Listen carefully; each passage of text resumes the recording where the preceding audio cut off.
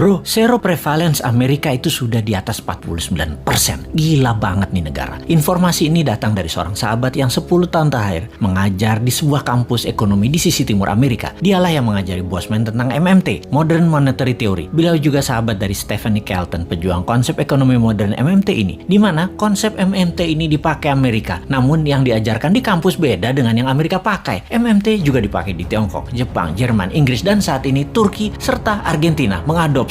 Untuk Indonesia, tenang. Kalau Newman jadi pegang kendali, pasti pakai MMT. Pada sabar ya, dan terus berjuang memintarkan masyarakat. Lihat ilmunya, fokus di ilmunya, dan jangan fokus di populernya seseorang. Karena kebanyakan mereka ingin menarik di panggung politik, fokusnya membuat populer saja. Seperti para calon-calon saat ini, mencari populer tanpa punya konsep bernegara. Kembali ke informasi sepotong di atas. Pertanyaan di kepala saya selanjutnya adalah, apaan tuh seroprevalence? Sehingga saya pun bertanya kepadanya. Seroprevalensi adalah jumlah individu dalam suatu populasi yang menunjukkan hasil positif baik untuk penyakit tertentu berdasarkan spesimen serolog atau serum darah. Jadi, menurut sahabat saya ini, di Amerika kekebalan tubuh imunitas terhadap COVID lebih dari 49,1% dari populasi. Dan ini hebat. Ditambah yang telah berhasil divaksin adalah 13,7% saat ini. Maka Amerika sudah mendekati herd immunity. Ya terang saja nonton final NBA kemarin pada nggak pakai masker. Kenapa hebat? Karena mayoritas kekebalannya didapat dari alami, yaitu natural herd immunity. Gak heran dalam diskusi di Clubhouse, Elon Musk mengatakan unvaccinated sperm